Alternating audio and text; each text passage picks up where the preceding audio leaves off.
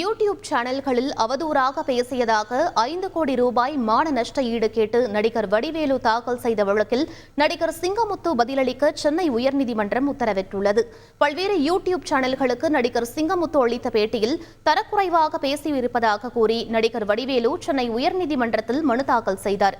பொதுமக்கள் மத்தியில் தனக்கு நற்பெயருக்கு களங்கம் ஏற்படுத்தியதற்காக 5 கோடி ரூபாயை மான நஷ்ட ஈடாக வழங்கும்படி சிங்கமுத்துவுக்கு உத்தரவிட வேண்டும் என்றும் தன்னை பற்றி அவதூறாக பேச தடை விதிக்க வேண்டும் என்றும் வடிவேலு கோரியுள்ளார்.